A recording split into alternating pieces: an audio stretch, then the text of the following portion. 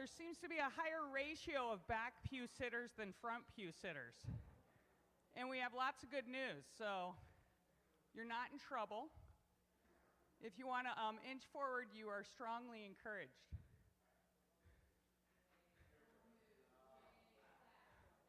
Look at this. Extra points. One less pledge appeal.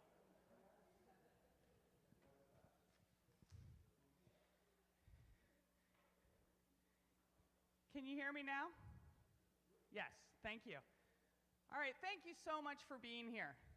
There seems to be a direct correlation between attendance and the health of our community.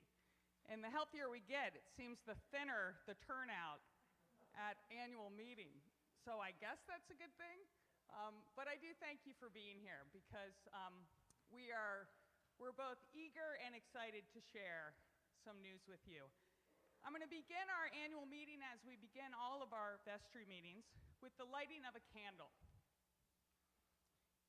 We light the candle to take a moment to get here so that we can be here.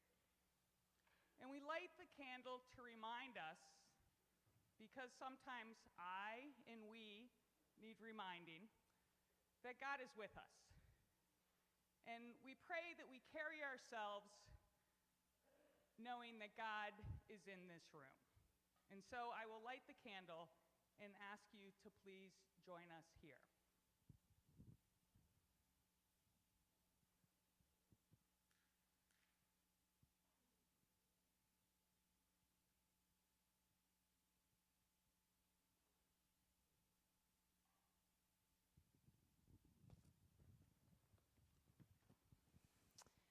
I wanted to share with you this morning a morning prayer from John Philip Newell's Celtic benediction.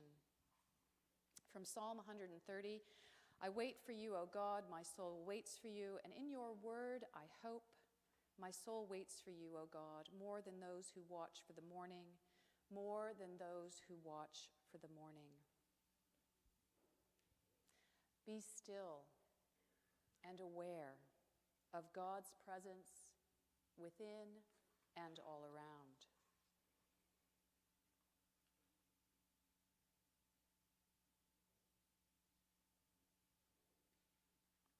Let us pray.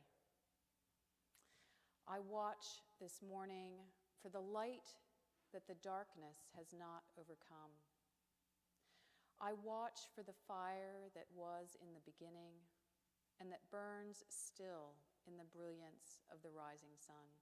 I watch for the glow of life that gleams in the growing earth and glistens in sea and sky.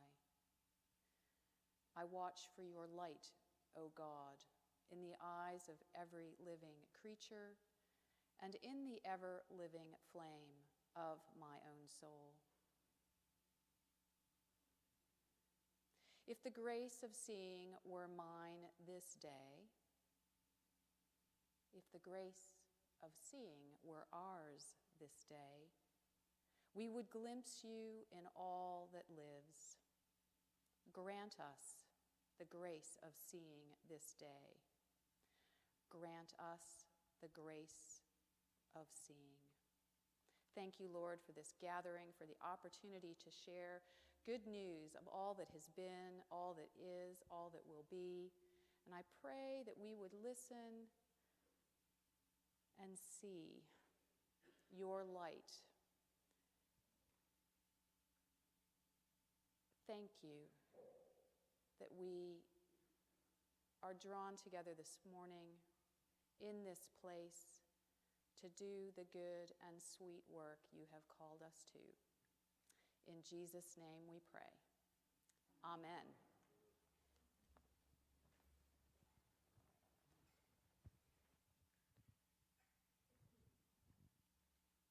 Thank you, Anne.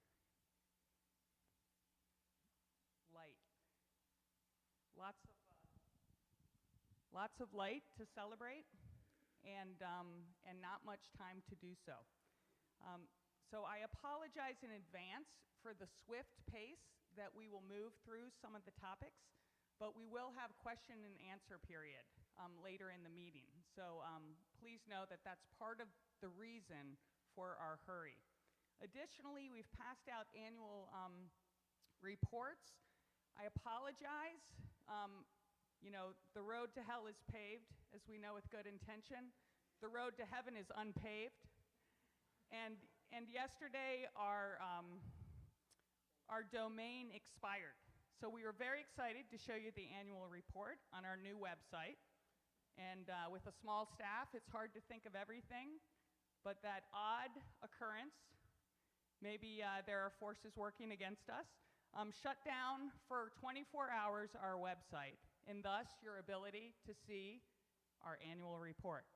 So we apologize, and we express extreme frustration and disappointment through our smiles. But we hope you've received a paper copy. But again, quite seriously, we apologize. Who would have thought? So we will move. Right now, I will ask our clerk to share and call for the approval of our minutes from last year's annual meeting. And as we do so, I would just like to thank in your presence, Miriam, for not only this act, but for all of the minute taking and all of the edits in the capturing and recording of our acts through not only this year, but several years. So please, if you would thank her as she hits the microphone.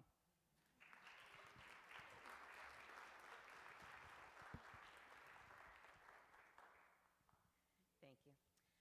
So if I could please ask for a motion to approve the minutes. Brad Lowndes, second. Thank you. All in favor? All right. I had a feeling that'd go quickly. Here's another thing that I'm fortunate to say will go quickly, but this is no small thing in its speed, which is our voting for the slate of officers and vestry candidates. We have the perfect number to fill the gaps, which means we don't have to do a formal vote, but we certainly would want to vote and give blessing to the candidates here named. And so these are the folks who are committing to serve us, and our new vestry class is committing to serve us for the next 3 years. So this is no small thing. But let me begin. I'm pleased to say, and I'm going to ask them to stand. They don't get enough affirmation, that John Tabor is coming forth as our senior warden.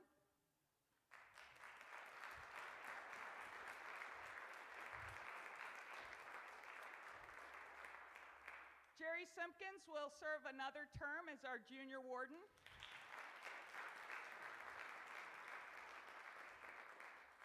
She's just crazy enough to do it again. Marion Ellis as our clerk.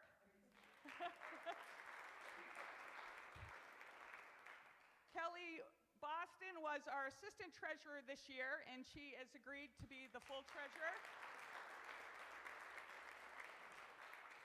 And Catherine Saunders has agreed to stay on and work with Kelly. Catherine cannot be here, but sends her regards. Yay, Catherine. And new members to our team, but not new members to our larger team and community. I would like to ask Meg Morin. Are you here this morning? Carol Gruen. Yay. And Doug Green. You guys are... I feel like we should quick drag chairs for you three. Our new slate of vestry candidates. So just to make it formal and official, I would like to nominate these three for the vestry, and I would just ask for a first, a second, and a vote of approval. You can be first and second, Tim. All right, and so the nomination. All in favor? Thank you, especially you three. Your life is forever changed. The first Tuesday of every month. All right, we are now going to rotate through a series of reports. And the thing that I would like to say as we dive in here is that we have lots of good news. And my prayer is that you trust its integrity And our hope is that what is contained within the annual report gives you ample evidence. But take it in. It is good. The state of our community and St. John's is good. It is in good shape. But the question I give you as we enter is it in God's shape? So we are in good shape according to the worldly measures. Balanced budget, living within our means, doing more than we did the previous year. But the question still remains, are we doing all that we can and should do as agents of St. John's, striving to bring more light into our world? So you will hear a lot of good things. But what I would ask you to listen for is what next? What more? Who have we not named that we could be serving? That is our charge. From a position of health, we are at risk of standing still and stagnating. And I think it's actually easier to rally us when we have a deficit shortfall or we're worried. So we have an interesting time upon us. We have a pattern of good performance. The question is, how do we do even more? So I really do beg you to engage in that question prayerfully as we go through these reports. That said, I hope that you also will take some credit and celebrate the good news to come in these next reports. So I will ask now if we can move into the numbers. I think it's important that we start with the worldly measures. And we're going to move into our fiscal report. And Kelly is going to do this. And I remind you that Kelly's new into her role. She's been involved some of the year, but she has really pulled a lot together with short learning. So again, I just want to thank Kelly for her time. Good morning, everybody. Can you hear me? Great. 2015 continued to be a good year for St. John's fiscal health. We ended the year 32,000 ahead. From a revenue standpoint, we had 746,000. On page 1 of the Treasurer's report, you can find a breakdown for each of the revenue streams. On page 2, you'll find a pie chart that shows 65%, or 596,000, of our revenue comes from plate and pledge offerings. So a big thank you to everybody. Another notable item is the parking lot revenue. In 2015, this increased by 31,000. This was due to the renegotiation of the lower lot lease. On the pie chart, you'll find this in the parking and facilities slice.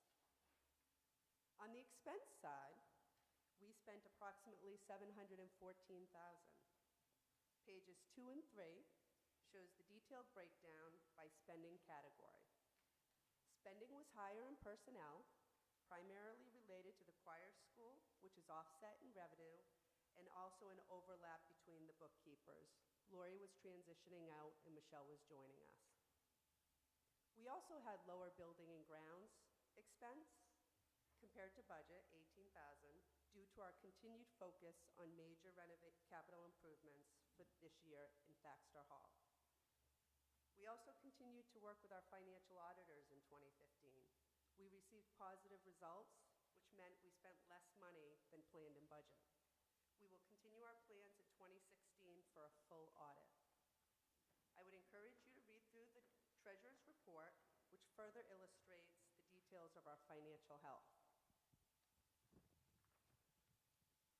Looking ahead to 2016, I'm also pleased to announce that we have a balanced 2016 operating budget at $803,000. On page 4 of the Treasurer's report, you will see that. And here are the following assumptions. Our pledge and plate assumption is actually $16,000 less than actual 2015. Our budget assumption for that is $568,000. We do have a line in there for payroll subsidy, which will be for our Seacoast Youth Current position. This is new in 2016. We'll receive $8,000 from the diocese and $20,000 from St. Andrews, and of course the choir school reimbursement. Year over year, our parking lot revenue increased by $9,000, and we also assumed an additional $8,000 year over year for the facilities use. That didn't come in as high because of the major renovations in Baxter Hall last year. The endowment draw is at $65,000 for 2016, which is 4.5% of the 3-year rolling average balance. On the expense side, which is on page 5 and 6, you'll see a detailed breakdown of our planned spending by category and function. Notable assumptions include the following. Our increase to the Dyson pledge by $5,000 compared to 2015. We do have that new curate position starting in June 1st. As mentioned before, that's going to be partially offset by the St. Andrews and the diocese. Building and grounds will be higher in 2016 because of the favorable spending we had in 2015. But this is partially offset by the facilities assessment in 2016, which is not needed due to the capital project review. We do have higher admin costs year over year, and that's because of the full scope of the financial audit. The music program is slightly higher, and this includes the maintenance of 2 donated grand pianos. Other programs, which are managed through St. John's, other programs which are not part of the operating budget, but are the mission of St. John's, include the Common Table and the Choir School.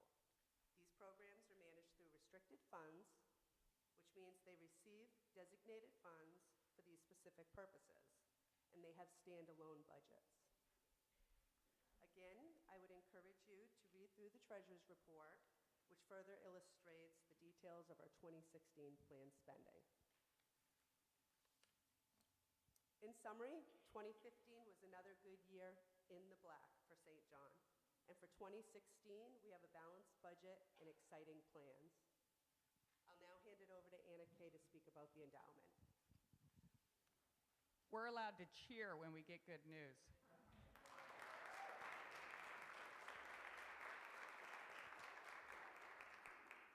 $32,467 is our positive year in variance. Woohoo! That's ours, not ours, ours. So thank you. This group is never this quiet at meetings. I just need to name this. They're beautifully quiet today, but these are very engaged and exciting meetings. And I think in part that's what leads us to the good numbers. So don't believe what you see in terms of human behaviors today. Just believe what you see on page. The endowment is another good story. What you have in your report is you have 5 years of performance of the endowment. It's our long-term investment fund, so it's important that you take a long-term look. And you will see that over the last 5 years, despite annual draws, that because of earnings, we have gone up $200,000 in our endowment, which is great news. That said, our endowment is still very small for the size of our infrastructure and our buildings and grounds. So we're delighted that we have it. I really applaud the disciplined use, staying within our spending rules, which has not always been our behavior at St. John's. But we've done well, and that discipline has paid off. And although it was a hard week in the market, we have faith that it will continue to grow.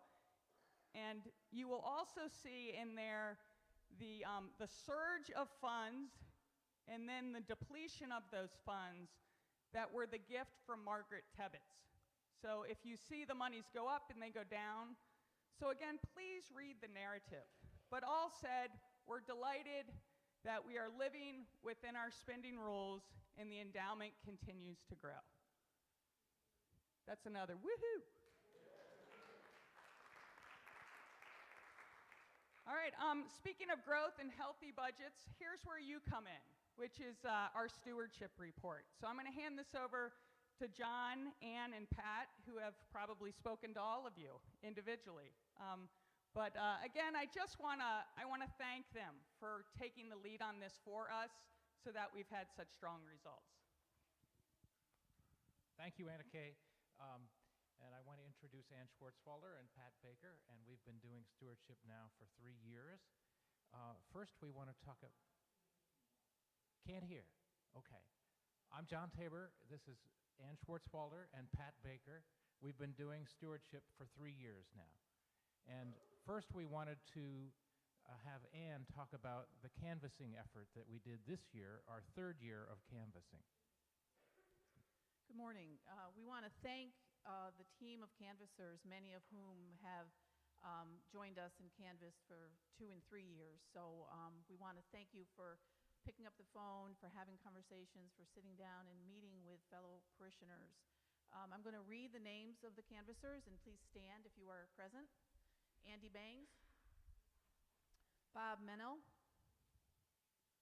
Brad Lone, Carol Gruen, Charlie Bickford, Chris Seavey,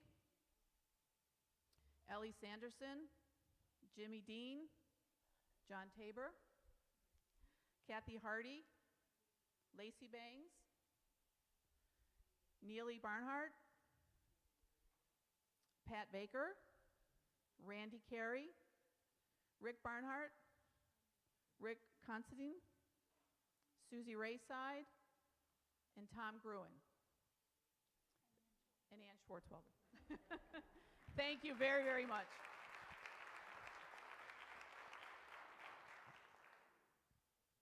And we'd also like to offer our sincere thanks to those people who added their voices and opened their hearts to share why I pledge with the rest of the congregation during services during our annual giving campaign. Those people are Lacey Bangs, Randy Carey, Sandra Padgel, John Tabor, Anna Kay Borstag, and Elaine Wilson. Thank you.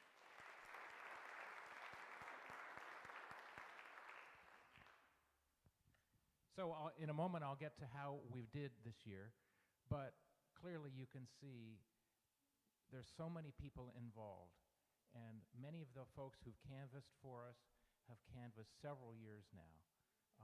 So when you look back on what a successful year, we stand on the shoulders of a lot of people as a stewardship effort, and we really owe them a huge debt of thanks. So 4 years ago, this team started stewardship. We were bringing in $399,000. And the subsequent years, that grew to $435,000, and then $480,000. And last year, we had a record $510,000. The canvassing was a big part of that. This year, we fell back a little bit. We're at about $450,000 right now. However, there are a lot of people who we have always counted on in the past who have, we think, will come in, as they always do. This year, 246 people have pledged. That's 30 more than last year. We had 25 new pledgers, 58 pledgers who have increased, but there still are about 45 people who have traditionally pledged and maybe have just not had time to get that pledge in. So we also, as you heard, had a surplus of $32,000. The simple thing would be to say, oh, that'll help us plug the gap. But as you'll hear, we have some needs for our building and our parking lot. We'd really like to put those into capital investment. So that means that we're still in the stewardship drive. And will be. And we think that's the right way to go. We think we should continue to drive towards our goal and take the surplus as best we can and put that into long-term improvements. But mostly we want to thank all the canvassers, all the people who've spoken, and all of you for, when a canvasser calls, giving them that time to speak to them. And there's a lot of good things that come out of that beyond just stewardship. So that's what our biggest thanks is for.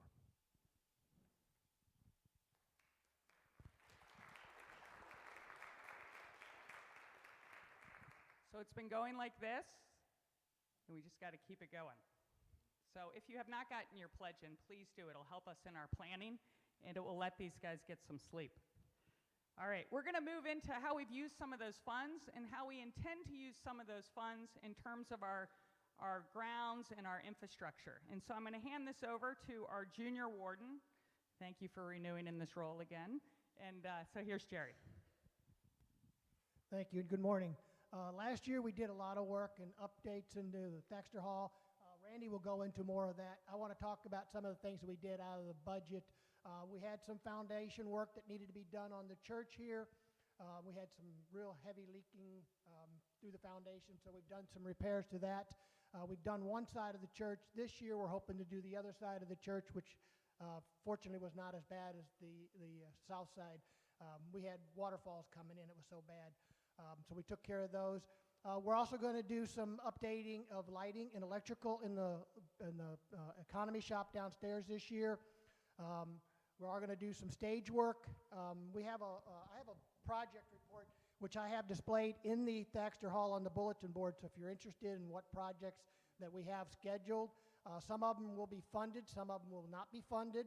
But we're hoping in the future that all of them will eventually be funded so that we can update the buildings that we have.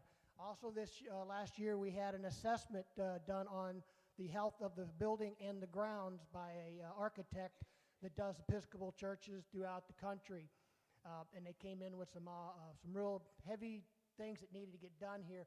The roof of the church, which will have to be replaced within the next 5 years. As you noticed in the lower parking lot, we have a lot of skating rinks from the sinking of the parking lot. The walls that are not in great shape around the parking lot as well, and the wall between the Warner House and our parking lot has fallen down. Those are projects that we happen to be taking on this summer. We have a project set up, and also in the Thaxter Hall on the bulletin board is a projected layout of what the new design will look like with the walls being replaced and a new walkway put in to get rid of that leaning staircase that comes up beside the Thaxter Hall. So that's going to be replaced. That's our project for this summer. It's a big construction that will go on. Repairing the parking lot, we're going to dig it up and we're going to fix it properly this time so that it does not have the sinking and the skating rinks that we have every winter. So those are some of the projects we're looking at for this year. Like I said, the project report and the drawings are over on the bulletin board, and if you have any questions, please feel free to stop me and I'll answer whatever I can. So thank you. I'm going to hand this over to Randy. Thanks, Jerry. Good morning, everyone. As you know, about 2 summers ago, we completed the Tebbets House renovations, and we were able to move our staff and clergy across the street. So it's been a great move for them. I think they really enjoy the new space. We talked about that, I think, about a year ago, about some of the things we were able to do over there. This opened up our parish hall space for some much-needed classrooms and additional space for the remodel. I've been a teacher in Sunday school for a while, and I've been moved around. I've actually taught on the stage, so it's been really a welcome change for us. I'll go through a quick list of what's been done, but first I'd like to thank the many great friends here at St. John's that helped us accomplish the goal of getting this project over the finish line. And I apologize if I missed anybody. It's a pretty good-sized list here, but Bruce Dicker, Marion Ellis, Art Parrott, Andy, our very busy sexton, Peter Tarleton, Bob Brookhouse, Jerry Simkin, Ashley Wade, Tracy Kozak, Rob Stevens and Anna Kay for putting me on this mission here, and especially the vestry for their support. It's been about almost a 3-year project, and you can't do this without the support of the vestry, and they've been fantastic. And especially want to give a shout out to Laura Ludis. I think Anna Kay called her St. Laura when she was working on this, but she actually took over the Tebbets House and almost became a GC or project manager for that project. With a parish hall to this day, she's very much involved as far as day-to-day things. She's here every week talking to contractors, and you know, if you see these folks in the hall, by all means, please give them a hug because they've been doing a great job for us. As you know, these projects don't happen by themselves and require a lot of phone calls, meetings, and emails in order for us to be successful. So I'm so grateful for the effort and time everyone spent away from their families because it was pretty substantial. So I thought that I would share with everyone a brief summary of what we've been able to complete so far. You know, we still have a lot left to do as far as unfunded projects, which we've kind of touched on a little bit here. But some of the things like, how many do you remember the bathrooms before we renovated them? I kind of relate that to, they almost smelled like a latrine. They were dark, they were cold. Very excited about the bathrooms. We did some plumbing and electrical upgrades to bring them up to code. We have ADA compliant bathrooms now, which is really nice to have. New ceiling with LED lighting, fresh paint, flooring, new fixtures, sinks, stalls. We even have motion sensor paper towel dispensers now. So, you know, it's really nice to go in there. They're nice and bright and clean, and you actually want to go in there. As far as the classrooms, new ceilings and LED lighting in there as well. We actually had to kind of rebuild the doors. We took the frosted glass and put clear glass in to be part of the Safe Church guidelines, and new doorknobs, things like that. New storage cabinets for our supplies. We didn't have those in the classrooms previously. And then little things like raising plumbing and rerouting it to accommodate the new ceilings. The main hallways, once again, fresh paint, new ceiling with LED lighting. It's getting kind of redundant here, I know. New storage closet for school supplies. That was a nice addition. We have kind of a central closet now for supplies for the classrooms.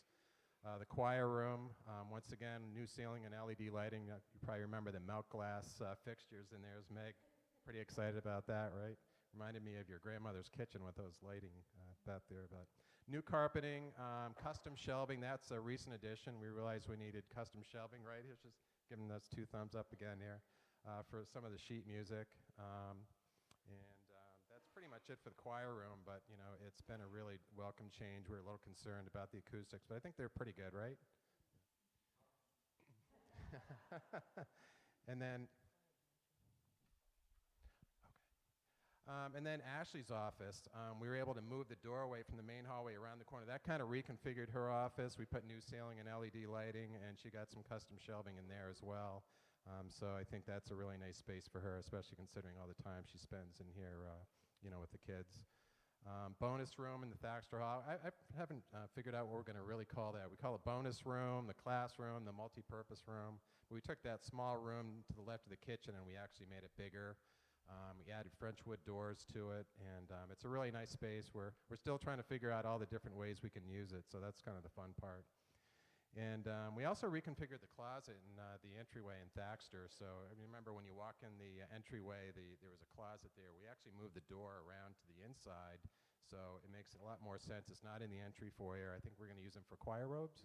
Yep, got a thumbs up again. So that's something that we did just recently.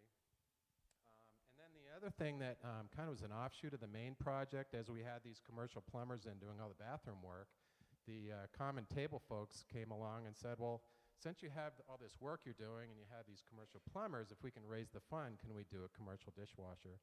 So that was something that kind of popped up. They went out and miraculously found the funding for that. If you've ever priced those out, they're not cheap. So we were able to do that as part of the project. So, you know, very, very blessed. This all came out of Margaret Tebbett's gift. It didn't come out of the operating budget, so we're really fortunate to have her gift, and I'm sure she's up there smiling upon us now as we speak. So thanks, everyone.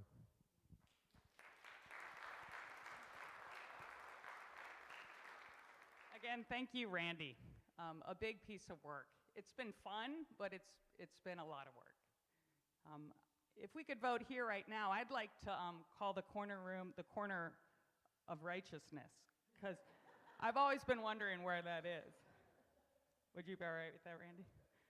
All right, we're gonna keep moving along here, and I'm gonna ask. I think this is really exciting. There are many things that we have built and done in these last couple of years, but I know for me, nothing is more important than building hearts and souls. And I think we've done a great piece of work. I think the most exciting piece of work in this past year was the birth and the launching of the St. John's Choir School. I feel emotional about this. It's amazing. And I'd like to ask Meg, bless you, Meg, to come up here. And in your presence, I want to say that it was her bold vision. And all of us have visions that are wonderfully illogical. And I think this is one of those. And she pushed through, and it happened to coincide with the vestry's desire to do more to reach out to our immediate community, and especially some of the youth in our community. And I just cannot say enough that this was not in Meg's job description. This was in Meg's heart. And it has now become a part of her job description.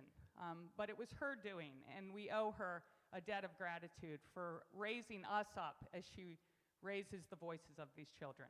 So thank you, Meg.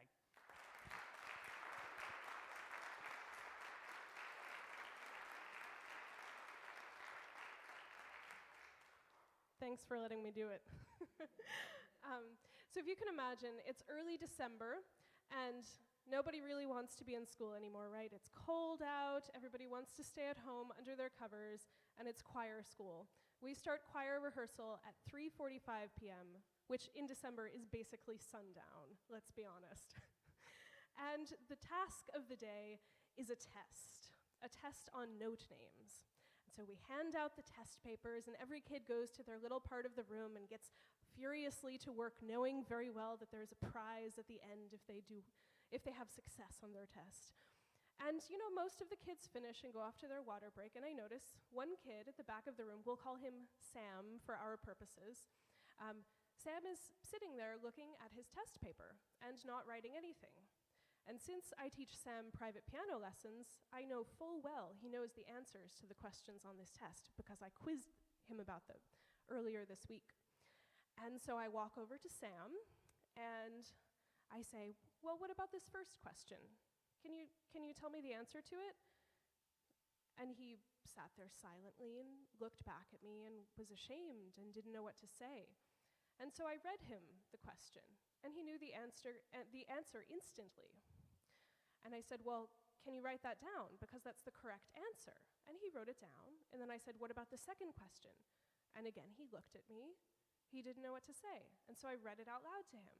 And he knew the answer again. Well, it turns out that Sam knew the answer to every question on the test. In fact, he got 100%, which not everyone in the class did. But because he's dyslexic, he couldn't read. So when he wrote his answers, half of the letters were backwards and the spelling wasn't right. But who cares about that? He knew all his note names, and he knew lots more too. Sam told me later that day that he had never gotten 100% on a test in his life. Sam's in the 3rd grade for the 2nd time this year, and he's got a head on his shoulders. You know, he's smart. But because he has learning disabilities, he's fallen behind. And because he doesn't get a lot of support behind the scenes, he can't keep up. And so for Sam that day, to get 100% on a test was a huge deal. You can't imagine the way he was beaming at the end of that day. This is just one instance of the...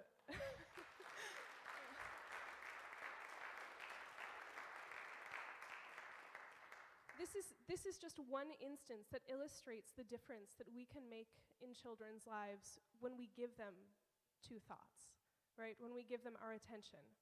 And we have a real opportunity in Portsmouth and beyond to reach out to kids through music, through the choir school at St. John's. For those of you who aren't familiar with this program, it's a 3-day-a-week after-school program that's completely tuition-free so that all kids are eligible to join if they're interested. At the moment, we have 9 students. We're in the middle of a recruiting push, and we might have a couple more next week. We're excited. And we love all of our kids, and we love to see them progressing through music and progressing through life as a result of the lessons they learn about hard work, diligence, and caring and loving, building a loving community together. I'm so excited about this project and the difference that it's already making in our community, and we wouldn't exist if St. John's last year wasn't in a place to start, as Anna Kay put it, something extra, right? Something on top. So we're doing this because we're all working together, and I'm so glad to be in this place with you, doing this good work.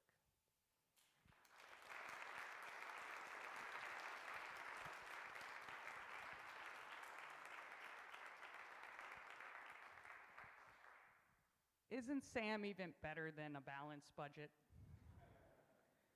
So as I said in my annual report, we're raising voices, we're raising spirits, and we're raising grades. So very exciting work, and many of you are volunteers, and I just want to say thank you for the tutoring that's happening. We're doing so much more than singing, but I also hope when you're looking at those children before us singing that you think about all of the rest of their story and how we can help to hold them up through our relationship with them. So again, Meg, just thank you. All right, here's our speed dating portion of the meeting. You thought we were moving quickly. Watch this. But this is our attempt to tell a little bit more of the miracle that is happening here. And so we're going to ask Lee and Pat to just bombard you for a couple of moments. Truly only a couple of moments. Fasten your seatbelts. Put on helmets if you have them. And listen, please, for yourself in these numbers. So I'm going to hand it over to Lee. Thanks, Anna Kay. Sam's a tough act to follow, I think, when you think about that. So 100. So 100 is an awesome way to start, and it's also a good measure as we think about some of the things that happen in St. John's beyond what happens here on Sunday morning. And I get the pleasure of speaking with you and giving you a quick recap of some of those things that happen beyond the Sunday services that happen in our space. So the children in St. John's were active in 2015, some of which you've already heard about. 198 youth and their families enrolled in our various programs, including Sunday morning kids church, youth groups, youth choirs, and one-time events. In addition to St. John's staff, over 20 regular adults also provided time and volunteered to support youth in their Christian growth and leadership in youth development. 35 youth were involved in our annual Christmas pageant, which we all had the opportunity to enjoy in December, and 20 young actors, singers, and stage technicians were part of Susical, our winter musical program that we put on. 14 youth attended the fall retreat at Mira Vista, while 12 youth went through the Rite 13 ceremony this past spring. In addition, many other youth also participated in events such as Cooking for Crossroads and Service Sundays monthly. Beyond the greater than 125 services that our clergy performed in 2015 and weekly worship services, which also, by the way, averaged 345 people in attendance. So our attendance in church on Sunday is about 345 on average.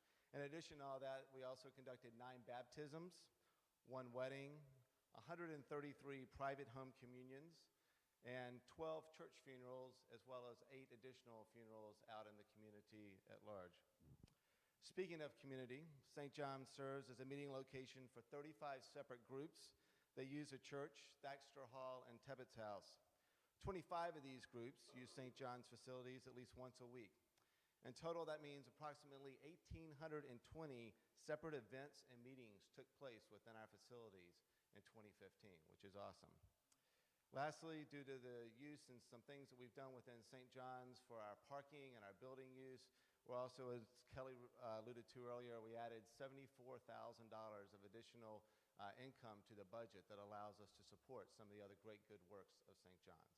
So there's some quick, fun, fast facts. I'll pass it on to Pat. Good morning.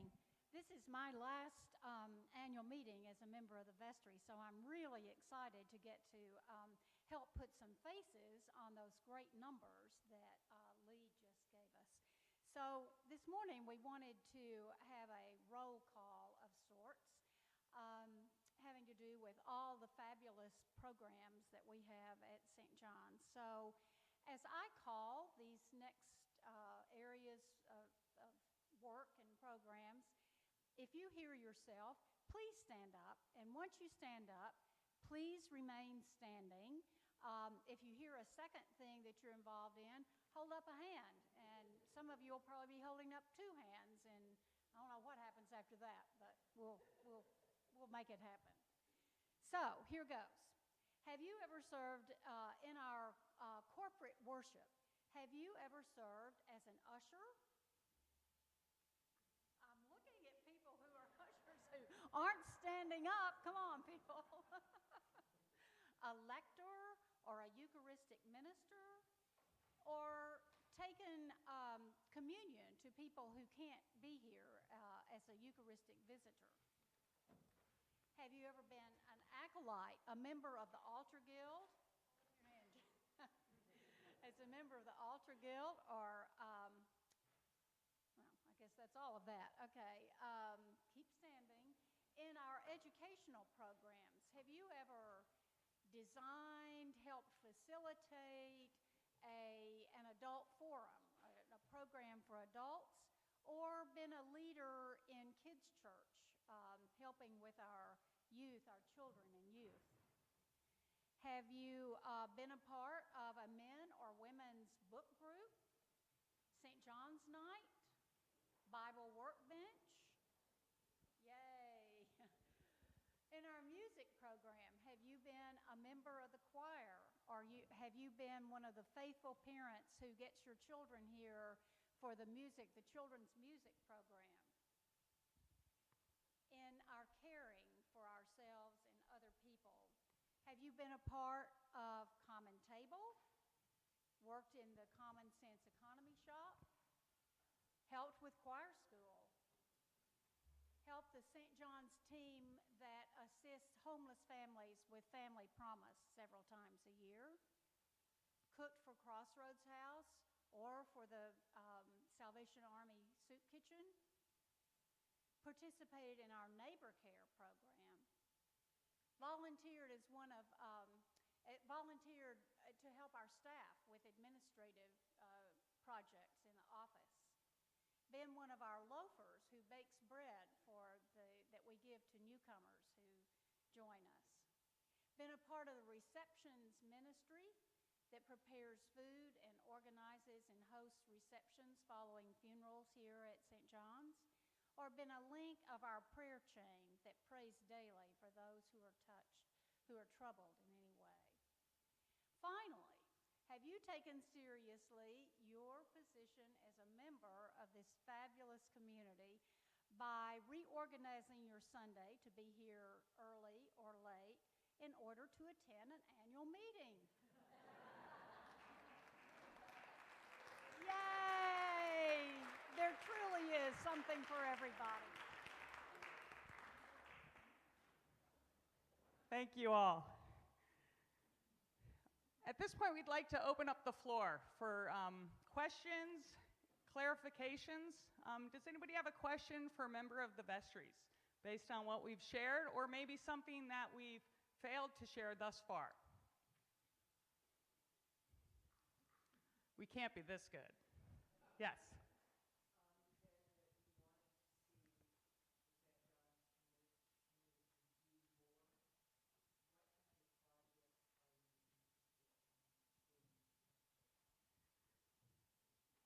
She said that we said we wanted to see the St. John's community do more.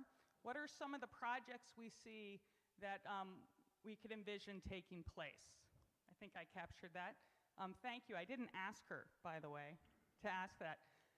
As you will hear in the coming months, the results of the facility assessment remind us of very large needs of certainly this historic building. And that will bear down on us, and it's going to be a real question of resources and how much we're willing to invest, not only for our time at St. John's, but for future generations. We'd like to build a house of God that represents God's glory. And we'd also like to continue to grow our endowment. That said, we know that the choir school could serve more young people, that we still have empty spaces in our pews, that although we serve thousands, there still are hours where our facilities are unused that really beg the question of what are some of the needs in our community that we can respond to.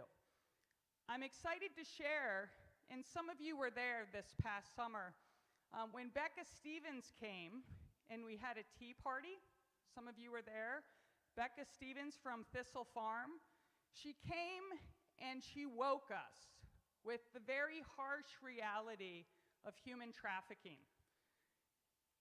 And that knowledge that this is not something that's happening far away from us in foreign lands, but it's something that's happening in our very own community. So when we look at what's happening with the heroin epidemic in New Hampshire, That is related to what is happening with human trafficking here in New Hampshire. And these are some of the saddest stories of our neighbors and maybe of our parishioners that we feel called to learn more about and to take action on. So we will keep you informed. I really want to applaud Gary and our brothers and sisters at St. Andrews for working with St. John's to wake us to the reality of human trafficking. And our hope is to work to open a house and to help bring some young women and some women off the streets. So lots still to do. I hope someday we will stand here and celebrate lives changed as a result of our good action. Thank you for the question. Any other questions?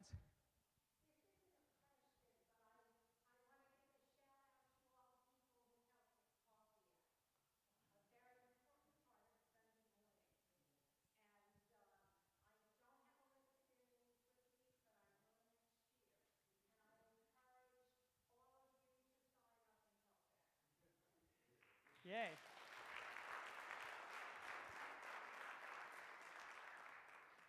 My children always say to me, you know, Mom, it doesn't have to be a whole hour, coffee hour. I personally thank you for coffee hour because that's where our conversations happen. So again, thanks for those who make it happen. Any other questions or comments? All right, thank you. I am going to move us to John, who's going to give us a few more previews of coming attractions, so I think points of action. And I'd like you to notice this. This is symbolic. Watch this passing of the microphone. Are you ready for this? He's a good man.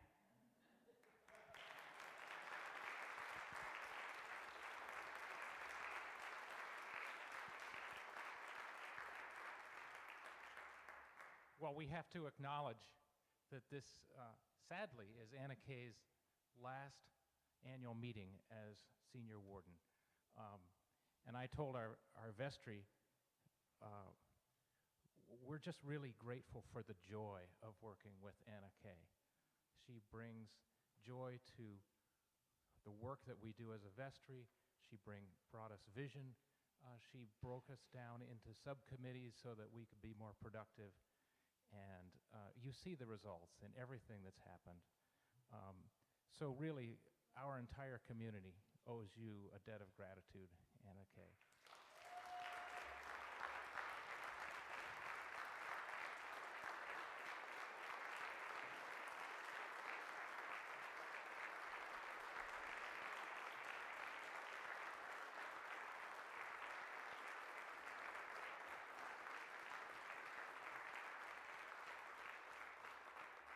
For a job very well done.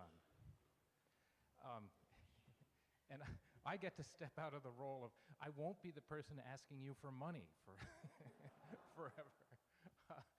But we have such a talented vestry and so many people, as you just saw, all working together. So looking ahead to 2016, some of the exciting things we've talked about, as you know, 198 youth in our church school, our teen programs, all of our different programs. Lizzie Holcomb had to step back for family reasons, perfectly legitimate family reasons. And one thing that we are looking at is repeating what we did earlier 4 or 5 years ago with Rob when we had a curate. And this could be a position that helps train a young priest and helps our youth programs as well. So that's something that's in discussion for us now. The second major program of work, not many of you know it, but there was Peter Charlton pulled together a group of people to fund a master plan for our buildings. These are historic and beautiful buildings, and all in all, they're in pretty good shape, surprisingly. We were very pleased to find. But there are some areas that we need to tend to now if we want to have a strong long-term future. One of those is the parking lot. And the parking lot has some safety issues. As Jerry says, we get some skating rinks. We have the wall with the Warner House that's coming down. So our vestry has had a consensus and a vote that we really want to improve the hardscape. That's a big project. It's about a $200,000 project. So with the work that the master plan has done, we are looking long-term, and I'm talking 5-year, 7-year long-term, at a capital program to start with the parking lot and hardscape and move through the rest of the buildings. So that'll be a very big program. It's not going to be done in a year. It's not going to be done in 3 years. It's going to be a 5 or 7-year plan, and we'll have to structure some capital fundraising to match that. So those are big programs of work ahead. But in the meantime, we're coming off a very successful year, thanks to everybody's support, and we have so much strength in this community that I'm really humbled and happy to have the great vestry that we have and the great staff, the great rector and Ann as well, and so much to look forward to.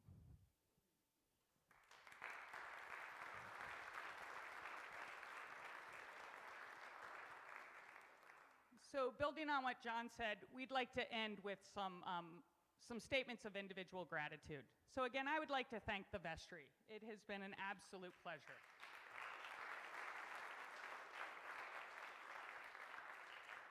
I'd like to thank our staff, one and all, for doing so much more than is their job.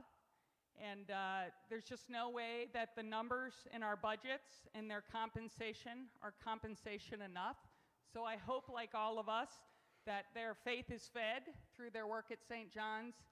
I know that they feed our faith through their actions. One of the greatest roles of senior warden is to spend a lot of time with the rector, and it really has been a joy. It's been so fun to work with Rob. He's probably stuck with me for the foreseeable future. But I'd like to call Rob up here now.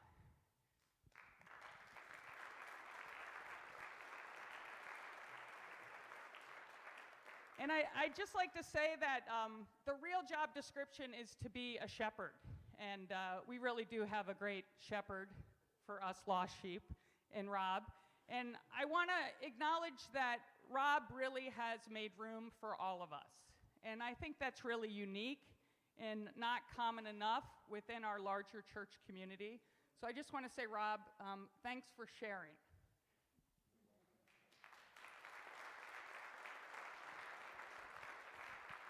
All right, well, you stole my thunder on thanking her, but you did a good job. But we continue to thank you. And I will say that my claim to fame as the rector of St. John's is that I have had 4 senior wardens during my time.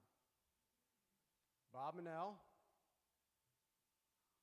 Chris Seavey, Anna Kay, and now John.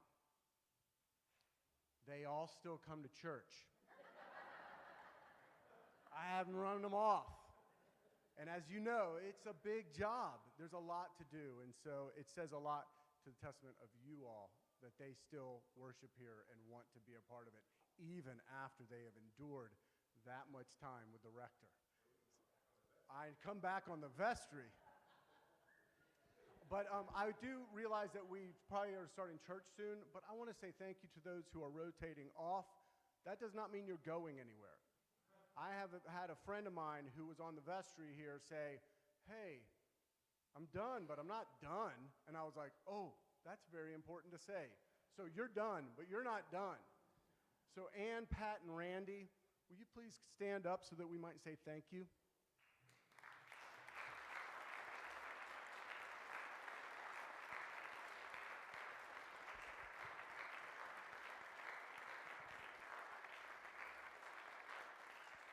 So those are prayer book hymnals, and what you do is you give those to the vestry hoping that they will still come to church.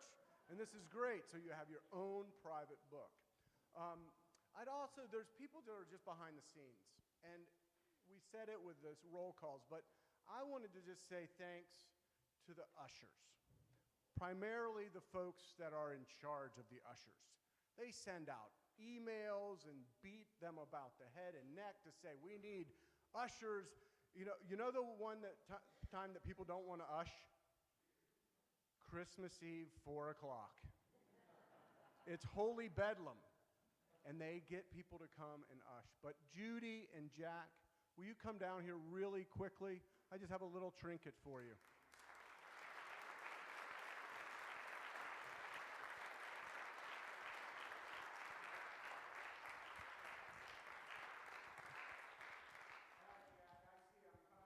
They need to be ushered in.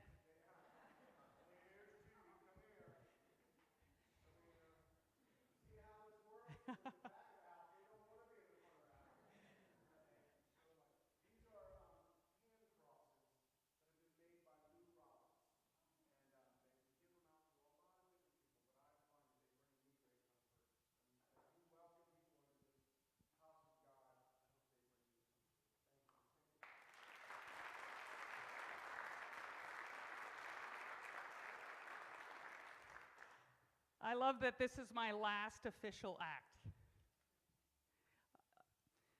We are going to give a special acknowledgement today, and this is what I call to give somebody their angel's wings. And I don't know about you, but I often pray to the angels and the saints.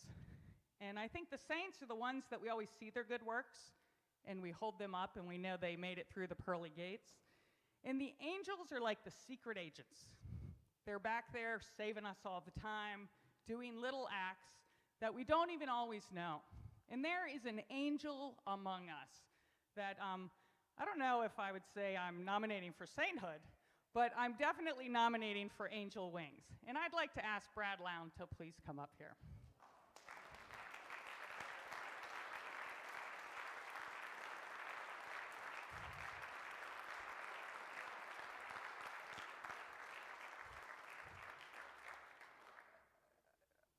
I was told I should just give him a case of Pabst Blue Ribbon, but that somehow didn't seem fitting.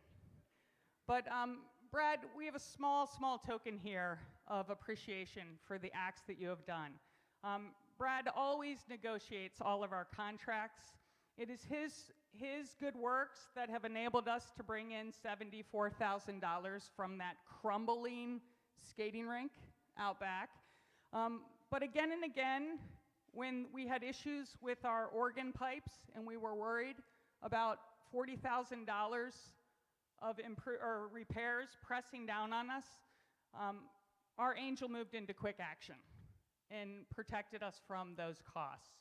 So if I were to tally the numbers, it would be hundreds of thousands. But I think more than the numbers are the kindness and the constant care and protection that Brad has provided not only our community, but so many of us as individuals. So today, Brad, I give you, this is fun. So this is an angel feather quill for signing those contracts in the future with an extra supply of purple ink for the spiritual, enough there to help you sign your wills. And I give this to you quite seriously, Brad, to keep in your desk for those extra pieces of work that you do on our behalf. You have been and you are an angel, and a guardian angel at that.